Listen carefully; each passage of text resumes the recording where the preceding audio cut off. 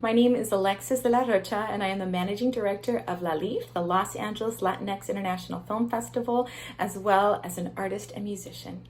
A woman that has inspired me on my journey, absolutely hands down, is my mother.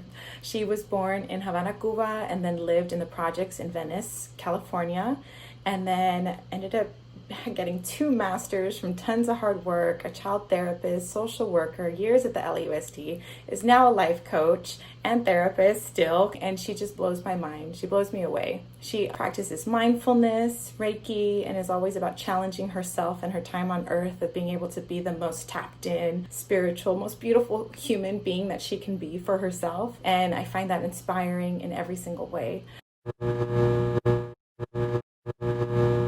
As a woman, I have experienced multiple barriers in my professional career in the entertainment and music industry, but also have persevered quite a bit. I've been an actress, I've been a DJ, I am a musician, I'm a music director, I am a festival director. When it comes to music, there's still a lot of males that dominate many of those spheres, especially in production. So there's always that kind of fight that you as a woman have to be like, no, I'm gonna be in this room. No, that's not the way I want the song to sound that I wrote. And no, I want it to look like this. And that does not stop. It doesn't stop. And it's important to educate each other, support women. And I really feel like with all the barriers that, of course, women face and tons of human beings face, what's most important is to really find your tribe, your friends, your support, and keep those close to you. So when you start to feel those gut feelings of like, oh, is this not right? Is there a way for me to overcome this or work past it? Your tribe, your colleagues, and your friends will be there to help lift you and support you. Taking care of myself, my mental wellness, my health, and fashion and art.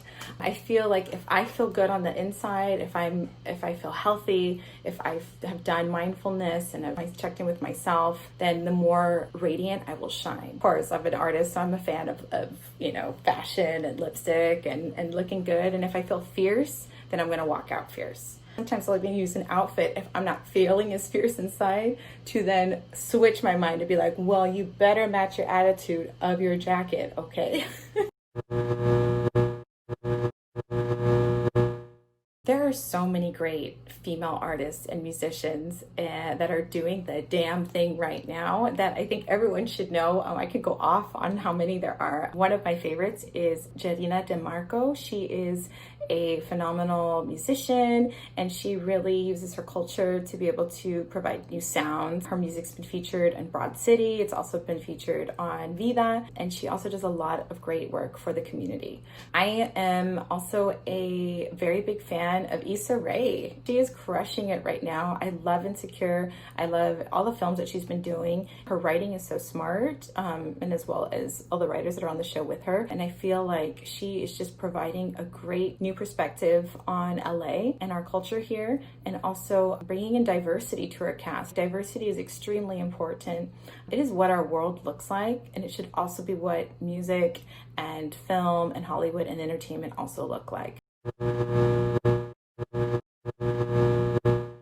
What I wish I could see more of in entertainment as a whole is diversity. So lots of beautiful, beautiful colors and diverse cultures, all living in the same storyline, okay? We're not that different. And also women. I want to see more women in lead powerful roles, and it doesn't necessarily mean that's a rom-com. Like it's not that anymore, and that is an old narrative. And when people are casting shows and it's only one culture, like white all the way through, that almost is like a blatant slap in the face now of how out of touch you are. So those are things that I definitely want to see, is more diversity when it comes to these shows and these stories, and more women in more powerful roles.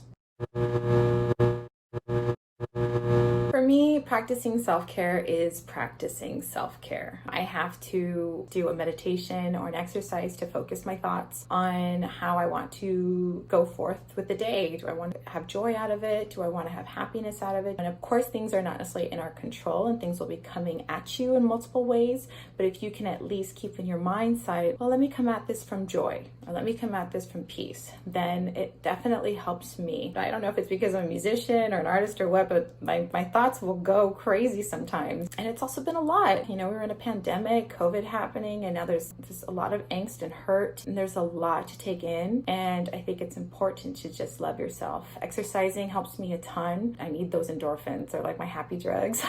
So exercising and not getting too caught up in work. I am managing director of a festival, working from home. It's very easy to continue working until like 2 a.m. And then I realize I got to be up early with my little girl. So that self-care is important. Prioritize it. Prioritize things that make you happy. I like to color. I like to sing. I like to play piano. And that's helped me a lot with my self-care.